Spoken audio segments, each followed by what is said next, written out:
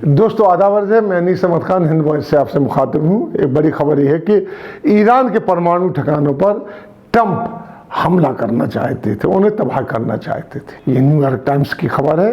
इसके बाद जब हार गए वो, इसके बाद उन्होंने मीटिंग की और उन्होंने उसमें अपनी मीटिंग की, लेकिन अमेरिका के उपराष्ट्रपति माइक पेंस और रक्षा मंत्री जॉइंट चीफ स्टाफ और जो फॉरेन मिनिस्टर है माइक पेम्पियो ने इस बात के लिए उन्होंने सख्ती से मना किया और ये कहा, वार्निंग दी उन्हें, बाकायदा मना नहीं किया, वार्निंग दी कि अगर आपने ये गलती की तो विश्व युद्ध छिड़ जाएगा। अगर ईरान की न्यूक्लियर प्लांट पर आपने हमला किया तो वर्ल्ड वार छिड़ जाएगा और फिर बहुत गड़बड़ हो जाएगा। और ट्रंप ये चाहते थे कि इस तरीके से एक वर्ल्ड वार छिड़ जाए जिससे बाइडेन जो आ रहे हैं प्रेसिडेंट हो गए अमेरिका के, उनके ऊपर एक मतलब गले की हड्डी लग जाए कि कोई भी नहीं सुलझा पाता इस झगड़े को अगर ईरान के न्यूक्लियर प्लांट पर बम्बार्डमेंट हो जाता है। इससे पहले 20 जून 2019 को भी ट्रंप ने ऐसा ही एक हमला करना चाहते थे, बहुत पहले 10 मिनट पहले ही, लेकिन हमला करने के 10 मिनट पहले ही उन्होंने इसको रद्द कर दिया था। यानी इससे पता चलता है कि हमारे ट्रंप कितने बुद्धिमान हैं। क्या कहें, बुद्धिमान ही कह सकते हैं, बावले कहते हैं, एक दिल्ली की ज़ुबान में बावले हैं कि वो ये सोच रहे हैं कि हमला करते, क्यों हमला करते हैं वो समझ में नहीं आता है। वहीं सऊदी अरब के मिनिस्टर अदेब अल जुबैर ने ईरान के न्यूक्लियर प्रोजेक्ट पर निशाना साधते हुए कहा कि अगर ईरान अपनी न्यूक्लियर क्षमता को इसी तरह बढ़ाता रहा तो सऊदी अरब भी न्यूक्लियर पावर बड़ी करेगा। अपने आपस में एक कन्फ्यूजन, जंग सी छिड़ गई है लफ्ज़ों की।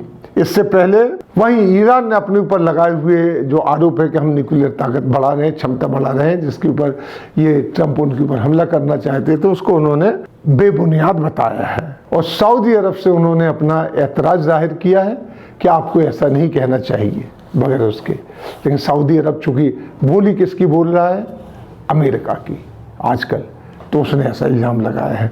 आजकल ईरान और सऊदी अरब आपस में एक दूसरे के विरुद्ध काफ़ी आरोप प्रत्यारोप कर रहे हैं का सिलसिला उनका काफ़ी दिनों से चल रहा है। सऊदी अरब ने ईरान पर आतंकवादी कैंप लगाने का एक आरोप लगाया था। ये बड़ी ख़तरनाक बात है। दो मुस्लिम कंट्रीज़ में इस तरीके से जो बहस चल रही है, ये पूरे मुस्लिम जगत के लिए बड़ी ख़तरनाक चीज़ है।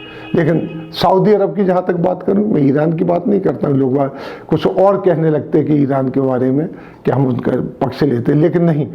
अगर सऊदी अरब ऐसा क्यों कर रहा है ये समझ में नहीं आता, क्योंकि सऊदी अरब में हर चीज़ बदलती चली जा रही है।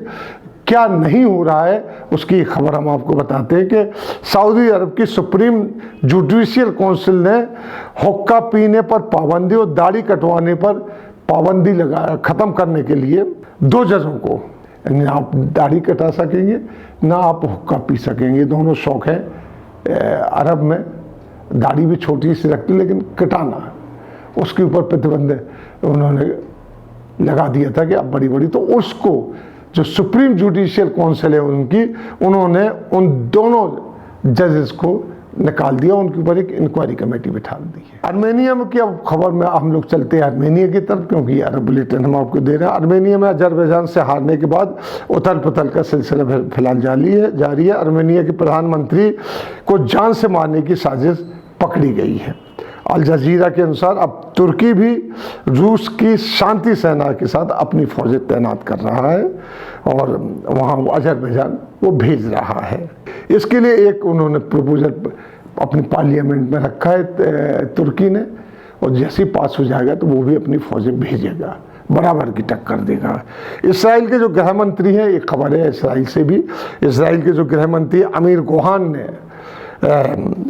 एक तजवीज़ पेश की है कि जो कि वहाँ के एक्सट्रीमिस्ट जो यहूदी हैं उनकी तरफ से, कि मस्जिद अक्सा जो किबला अव्वल कहलाता है मुसलमानों में, उसमें यहूदियों के मदरसे खोले जाएं। ये अटक लड़ाई लेने वाली बात है, जबकि सेंटर इन्फॉर्मेशन फ़लस्तीन के अनुसार ये यहूदी चरमपंथी यहूदियों की एक साजिश है इस्लाम के खिलाफ, जिससे मस्जिद अक्सा की पवित्रता भंग हो, क्योंकि बड़ी जगह है मुसलमानों के लिए, बहुत बड़ा तीर्थ स्थान है, अलग जा नहीं पाते हैं, वहाँ पे काफ़ी बंदिशें हैं, लेकिन तब भी किबला अव्वल यानी पहला काबा वहीं कहलाता था।